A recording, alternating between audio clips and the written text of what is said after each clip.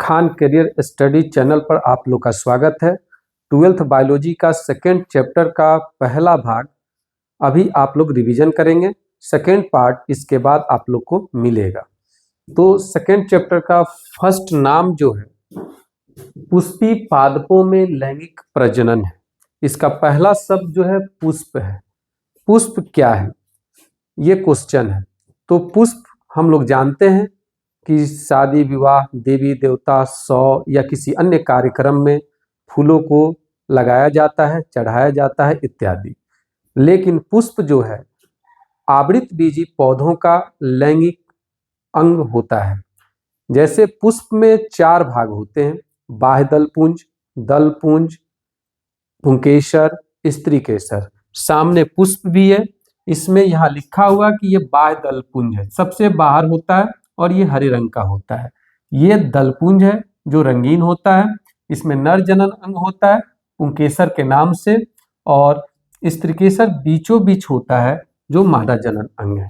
तो पुष्प के 4 अंग या भाग होते हैं। इसके आगे हम लोग देखेंगे निषेचन पूर्व संरचनाएं एवं घटनाएं। तो पुष्पीय पौधों में निषेचन से पूर्व जो घटना घटती है, तो इसमें सबसे पहले पुष्प निकलते हैं कली के रूप में। कली विकसित होती है पुष्प के रूप में, और पुष्प में 4 भाग होते हैं, बाह्य दलपुंज, दलपुंज, पुंकेसर, स्त्रीकेसर। इनकी कोशिकाएं परिपक्व होती हैं और एक विकसित पुष्प के रूप में परिवर्तित होती है। इसका अगला टॉपिक है पुंकेसर क्या है। तो पुंकेसर पुष्प या पुष्पीय पौधे का नर जनन अंग होता है जिसमें परागकण की उत्पत्ति होती है। अगली बात है इसमें कि लघु बीजाणुधानी क्या है। तो लघु बीजाणुधानी वह स्थान, घर इत्यादि है जहां पर लघु बीजाणु जन्म लेते हैं, बड़े होते हैं और संग्रहित होते हैं। और जब ये लघु बीजाणु परिपक्व होते हैं तो इसी लघु बीजाणु को परागकण कहते हैं। परागकण नर युग्मक है, यानी ये नर युग्मकोद्भव का प्रतिनिधित्व करता है। ये जो पुंकेसर होता है इसके 2 भाग होते हैं, परागकोश और तंतु। ये परागकोश से इसमें परागकण बनते हैं जो द्विपालित होता है, एक भाग इधर है और दूसरा इधर, और प्रत्येक पाली में 2 लोब होते हैं, यानी यह चतुष्कीय होता है। इसमें तंतु का काम परागकोश को पोषण प्राप्त करना और सहारा प्रदान करना होता है। इसके आगे इसमें समझना है कि बीजाणु जन्म उत्तक क्या है। तो जब परागकोश परिपक्व होता है उसमें सर्वप्रथम कोशिकाएं होती हैं जिससे परागकण बनता है। तो सभी कोशिकाओं के समूह को परागकोश में बीजाणु जन्म उत्तक कहते हैं, क्योंकि उसी उत्तक से बीजाणु का जन्म होता है और बीजाणु परिपक्व होता है तो परागकण में परिवर्तित हो जाता है। आगे इसमें देखेंगे हम कि परागकण जो है अलग अलग पौधों में उसका आकार अलग अलग होता है। यहाँ पे चित्र में अलग अलग प्रकार के परागकण दिए गए हैं जिनका आकार आकृति अलग अलग है। और इस परागकण की जो मोटाई होती है 25 से 50 माइक्रोमीटर होता है। परागकण के ऊपर एक कार्बनिक पदार्थ होता है जिसे स्पोरोपोलेनिन कहते हैं, और यह अधिक प्रतिरोधी होता है, यानी ये किसी भी मौसम में सक्षम है जीवित रहने में या परागकण को बचाता है। स्पोरोपोलेनिन इसमें 2 भित्ति होती है परागकण में। बाहर जो भित्ति होती है उसे बाह्य चोल, और जो अंदर होती है उसे अंतःचोल कहा जाता है। यह परागकण जब परागन क्रिया के दौरान वर्तिकाग्र पर पड़ता है तो इसमें ट्यूब लाइक स्ट्रक्चर बनता है और 2 नर जनन कोशिका में परिवर्तित होता है। एक नर जनन कोशिका को कायिक कोशिका और दूसरे को जनन कोशिका बोलते हैं। आगे इसमें देखेंगे कि जो परागकण होते हैं इतने महीन, छोटे या धूल जैसे होते हैं जो जंतुओं के श्वसन क्रिया के दौरान श्वास में फेफड़े तक पहुंचते हैं और एलर्जी नामक बीमारी उत्पन्न करते हैं। इसमें सबसे ज्यादा नाम पार्थेनियम घास का आता है, जो गेहूं के बीज के साथ अमेरिका से भारत आया था और यह पूरे देश में बहुत तेजी से फैल गया। उसके बाद पराग कण जो होता है वह पोषण से भरपूर होता है। इसका डॉक्टर या वैज्ञानिकों ने ध्यान रखते हुए टैबलेट, दवा इत्यादि बनाया, जिसका उपयोग खिलाड़ी, धावक, घोड़ा इत्यादि की कार्यदक्षता में वृद्धि करा देता है। इसके आगे देखेंगे कि पराग कण जो है या बीज जो होते हैं उन्हें -196 डिग्री सेल्सियस पर रखा जाता है, जिसमें वो सक्षम रहते हैं, लंबे समय तक जीवित रह सकते हैं। जबकि हम जानते हैं कि बहुत सभी पौधों के पराग कणों की जीवन क्षमता अलग अलग होती है। यहाँ किताब में मेंशन है कि धान और गेहूं के पराग कणों की क्षमता मिट्टी पर गिरने के बाद मात्र 30 मिनट होती है। उसी तरह कुछ और पौधे भी हैं, जैसे रोजेसी है, लेगुमिनेसी है और सोलनेसी है। इनके भी पराग कणों की क्षमता जो है महीनों तक रहती है, यानी 30 दिन के आसपास रहती है। और इन लोगों को, इन सब पराग कणों को -196 डिग्री सेल्सियस नाइट्रोजन पर संग्रहित किया जाता है बीज बैंक में। पुष्प के चौथा भाग स्त्रीकेसर होता है। तो यहाँ पे समझेंगे कि स्त्रीकेसर किसे कहते हैं, गुरु बीजाणुधानी और भ्रूणकोश। तो पुष्प के मादा जनन अंग को स्त्रीकेसर कहते हैं। मादा जनन अंग के 3 भाग होते हैं, वर्तिकाग्र, वर्तिका और अंडाशय। वर्तिकाग्र परागकण को अपने ऊपर संग्रहित करता है। वर्तिका के रास्ते परागकण बीजांड तक पहुंचता है, जो बीजांड अंडाशय में उपस्थित होता है और वहां निषेचन की क्रिया संपन्न होती है। जो स्त्रीकेसर है वह जब संयुक्त रहता है, एक पास रहता है तो उसे हम युक्तांडपी कहते हैं, और अलग अलग रहता है तो उसे वियुक्तांडपी कहते हैं। तो यहाँ पे और इसमें बीजांड जो है अपरा के माध्यम से अंडाशय में जुड़ा होता है, जहाँ पे निषेचन की क्रिया संपन्न होती है। आगे समझेंगे हम गुरु बीजाणुधानी। गुरु बीजाणुधानी का मतलब बीजांड होता है, यानी बीजांड जिस स्थान पे जन्म लेता है, परिपक्व होता है, उसे गुरु बीजाणुधानी कहते हैं। तो बीजांड जिस डंठल से अपरा से जुड़ा रहता है उसे बीजांड वृंत कहा जाता है। आगे देखेंगे इसमें गुरु बीजाणु जनन। तो यहाँ पर भी गुरु बीजाणु जनन जो है क्रिया है, प्रक्रिया है। गुरु बीजाणु मात्र कोशिका से गुरु बीजाणु बनने की प्रक्रिया को गुरु बीजाणु जनन कहते हैं। गुरु बीजाणु ही आगे चलकर बीजांड कहलाता है। इसके बाद देखेंगे इसमें हम लोग कि बहुत ऐसे पुष्प होते हैं जिसके अंडाशय में एक बीजांड होता है। बहुत ऐसे पुष्प होते हैं जिसके अंडाशय में एक से अधिक बीजांड होता है। इसी तरह अगर बीजांड को देखा जाए तो उसमें 7 कोशिका होती है। 3 कोशिका प्रतिवेशांत कोशिका कहलाती है, 3 कोशिका सहायक कोशिका कहलाती है, और 1 कोशिका को केंद्रीय कोशिका कहते हैं, जो 2 ध्रुवीय कोशिकाओं के जुड़ने से बनती है। तो 7 होती है। आगे देखेंगे इसमें, आगे इसमें देखना है कि आगे इसमें परागन किसे कहते हैं।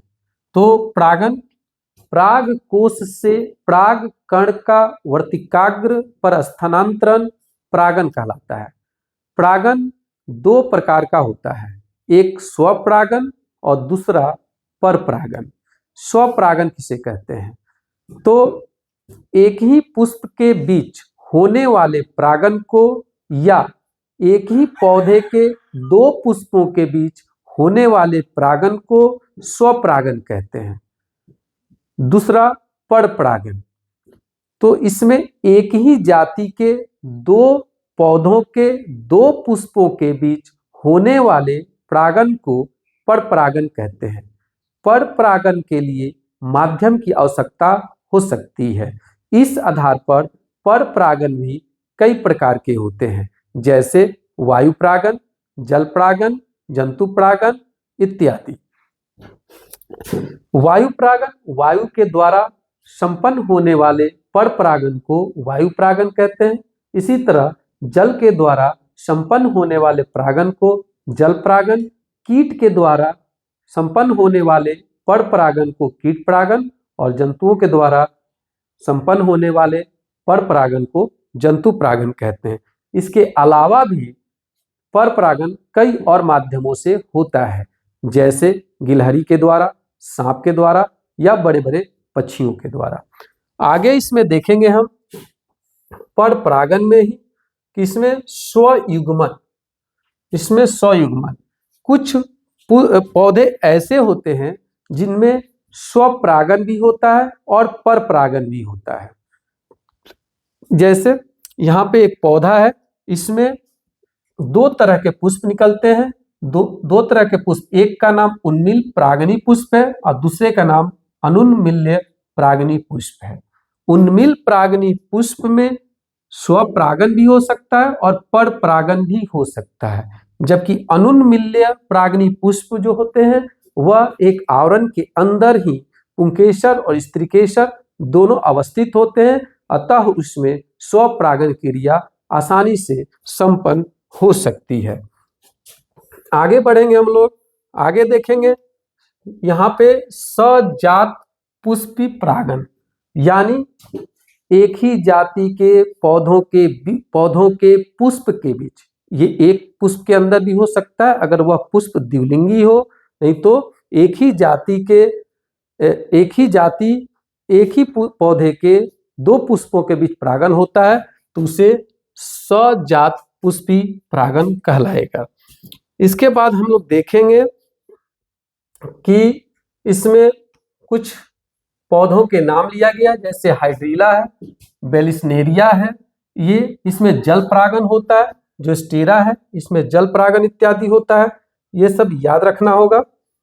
आगे देखेंगे हम लोग, आगे इसमें पराग स्त्रीकेसर संकर्षण, परागन की क्रिया संपन्न होने के बाद, यानी पराग कोश से जब पराग कण वर्तिकाग्र पर पड़ता है तो वर्तिकाग्र जो होता है कप नुमा यानी प्याला नुमा संरचना होता है, उस पर मकरंद होते हैं और मकरंद में जल होता है। पराग कण उसमें बड़ा होता है और उसमें ट्यूब लाइक स्ट्रक्चर निकलता है जो धीरे धीरे वर्तिकाग्र से वर्तिका के अंदर जाता है और बढ़ते हुए आगे बढ़ता है और बीजांड तक पहुंचता है। बीजांड के पास जाते समय उसमें एक कोशिका जो है काई कोशिका, वह बीजांड के ध्रुवीय केंद्रिका कोशिका से निषेचन करता है, जबकि जनन कोशिका अंड कोशिका से निषेचन करती है। इस तरह से उसमें द्विनिषेचन की क्रिया संपन्न होती है, जिसे इंग्लिश में डबल फर्टिलाइजेशन कहते हैं। इसी तरह अब आगे समझना है कि कृत्रिम संकरीकरण क्या है। कृत्रिम संकरीकरण का मतलब होता है कि मानव के हस्त कौशल के द्वारा संकर कराने की क्रिया। संकर का मतलब एक ही जाति के दो पौधे हो सकते हैं या दो जाति के दो पौधों के बीच हस्त कौशल के द्वारा संकरण कराने की क्रिया कृत्रिम संकरीकरण होती है। इसके लिए दो बातों पर विशेष ध्यान देना होता है, विपुंसन और बैगिंग। विपुंसन क्या है? तो पुष्प में पुंकेसर को चिमटी के द्वारा हटा देने की क्रिया को विपुंसन कहते हैं। उसके बाद उस पूरे पुष्प को आवरण यानी टिश्यू पेपर या प्लास्टिक या किसी और आवरण से ढक देने की क्रिया को बैगिंग कहते हैं। यहाँ इसका दूसरा नाम बोरा वस्तावरण दिया है। दोहरा निषेचन मैंने समझाया आपको कि नर युग्मक में दो कोशिकाएं बनती हैं, एक काई कोशिका, एक जनन कोशिका। काई कोशिका ध्रुवीय केंद्रक कोशिका से निषेचन करती है, जबकि जनन कोशिका अंड कोशिका से निषेचन करती है। तो इस तरह से द्विनिषेचन की क्रिया संपन्न होती है। आगे देखेंगे इसमें निषेचन के परिणाम स्वरूप सबको मालूम है युग्मनज इंग्लिश में जाइगोट बनता है जो द्विगुणित होता है, 2n होता है। इसमें जो कायिक कोशिका है वह ध्रुवीय केंद्रक कोशिका से जब निषेचन करती है तो प्राथमिक भ्रूणपोष केंद्रक बनता है और यहाँ पे त्रिसंलयन होता है, क्योंकि दो ध्रुवीय कोशिकाएं होती हैं और एक कायिक कोशिका आती है तो 3 कोशिका मिलती है तो संलयन 3 का हुआ, इसलिए त्रिसंलयन है। तथा दूसरा जनन कोशिका होती है वह अंड कोशिका से निषेचन करती है, तो इस तरह से दोहरा निषेचन कंप्लीट होता है। आगे देखेंगे इसमें भ्रूणपोष, भ्रूण बनने के बाद उसके पोषण के लिए, उसकी सुरक्षा के लिए जो बनता है उसे भ्रूणपोष कहते हैं। भ्रूणपोष के अंदर भ्रूण होता है जो आगे विकसित होकर शरीर के अंगों का निर्माण करता है। आगे देखेंगे इसमें भ्रूणपोष, भ्रूणपोष नाम से क्लियर है, भ्रूण प्लस पोष। तो भ्रूण को पोषण प्रदान करता है तो उसे भ्रूणपोष कहते हैं। अब भ्रूण यहाँ पे बना हुआ 2 स्ट्रक्चर बने हुए हैं, एक प्रारूपी द्विबीजपत्री भ्रूण है, ये द्विबीजपत्री, इसमें 2 पत्र दिख रहे होंगे, इसे द्विबीजपत्री। और ये नीचे जो बना हुआ है यह स्ट्रक्चर घास के भ्रूण का अनुप्रस्थ काट है, बीच से काटा गया है अनुप्रस्थ काट। इसमें नाम याद रखना होता है कि यहाँ पे स्केटुलम है, इसे प्रांकुरचोल बोलते हैं, इस भाग को प्ररोह शीर्ष बोलते हैं, अधिक कोरक है और ये मूलांकुर मूल गोप यानी यहाँ से जड़ बनना प्रारंभ होता है। उसके बाद आगे देखेंगे कि जो भ्रूण होता है इसका स्ट्रक्चर जो होता है प्रांक भ्रूण के रूप में वृद्धि करता है, इसके सापेक्ष ही यह गोलाकार भी हो सकता है, हृदय का तथा परिपक्व भ्रूण में वृद्धि करता है। एक प्रारूपी द्विबीजपत्री भ्रूण में एक भ्रूणीय अक्ष तथा 2 बीजपत्र समाहित होते हैं, 2 बीजपत्र समाहित होते हैं, जो इस चित्र में साफ दिख रहा है कि 2 बीजपत्र हैं। आगे देखेंगे इसमें हम, इसमें आगे जो है बीज के बारे में जानना है। तो बीज क्या है? तो परागन की क्रिया के बाद निषेचन होता है, निषेचन के फलस्वरूप युग्मनज बनता है जो भ्रूण में परिवर्तित होता है, जो आगे परिपक्व होकर बीज कहलाता है। बीज जो होते हैं उसमें कई तरह के संरचनाएं होती है, यानी अलग अलग पौधे के बीज अलग अलग तरह के होते हैं। जैसे इसमें दिया हुआ है कि बीज फलों के अंदर पैदा होते हैं, एक बीज में विशिष्ट रूप से बीज आवरण, बीज पत्र और एक भ्रूण अक्ष समाहित होता है। किसी किसी बीज में बीज आवरण नहीं होता, किसी में बीज पत्र और भ्रूण ही सिर्फ रहता है और किसी किसी में सिर्फ भ्रूण रहता है। तो यहाँ पे प्रायः दिया है कि आरक्षित आहार भंडार के कारण फूली हुई एवं स्थूल होती है, जैसा कि लेग्यूमस में, यानी लेग्यूमस वाले जो बीज है वह हर तरह से परिपूर्ण होती है, उसमें बीज आवरण भी होता है, बीज पत्र भी होता है, भ्रूण होता है। लेग्यूमस हम लोग दलहनी पौधों को बोलते हैं। अब यहाँ पे दूसरा है गैर एल्ब्यूमिनियस या एल्ब्यूमिनियस, यानी दलहनी पौधे जो नहीं है उसमें पहला जो इसमें बीज आवरण नहीं होता है। उसी तरह अन्य भी होते हैं, और मक्का, बजरा, अरंड, सूरजमुखी आदि जो है उसमें कभी कभार कुछ बीजों में जैसे काली मिर्च तथा चुकंदर में बीजांड काय भी शेष रह जाता है, यानी बचा हुआ रह जाता है, तो उसे परिभ्रूण पोष कहते हैं। इस तरह से आगे देखेंगे, किसी भी पुष्प का अंडाशय ही परिवर्तित होकर फलभित्ति कहलाता है, यानी ये समझे कि अंडाशय ही फल में परिवर्तित होता है जो आगे चलकर फलभित्ति कहलाता है। यहाँ दिया भी है कि अंडाशय की दीवार फल की दीवार में विकसित होती है, जिसे फलभित्ति कहते हैं। फल में अमरूद, आम, संतरे आदि की भांति गुद्देदार हो सकते हैं या मूंगफली, सरसों आदि के भांति शुष्क भी हो सकते हैं। आगे देखेंगे इसमें आगे दिया हुआ है आभासी फल और यथार्थ फल। तो पुष्प के सहायक अंग से जब जैसे बाह्यदलपुंज या दलपुंज से फल का निर्माण होता है तो उसे या तो आप मिथ्या फल बोलेंगे, नहीं तो आभासी फल बोलेंगे। और यदि अंडाशय फल में परिवर्तित होता है तो उसे हम यथार्थ या वास्तविक फल कहते हैं। अगला नाम इसमें है अनिषेक जनित फल, यानी नाम से ही क्लियर है कि बिना निषेचन के ही फल के निर्माण होने की प्रक्रिया को अनिषेक जनित फल कहते हैं। यानी अंडाशय के छोड़कर पुष्प के अन्य भाग से फल का निर्माण होता है, यानी आभासी फल बनता है तो वह अनिषेक जनित फल होता है। उसके आगे इसमें देखेंगे कि यहाँ पे दिया हुआ है कि कुछ ऐसे पादप हैं जिनके बारे में सोच सकते हैं जिनके फलों में बहुत भारी संख्या में बीज मौजूद होते हैं। इस प्रकार की श्रेणी में एक आता है आर्किड फल। क्या होता है आर्किड में? तो प्रत्येक फल में 1000 लघु बीज समाहित होते हैं। 1000।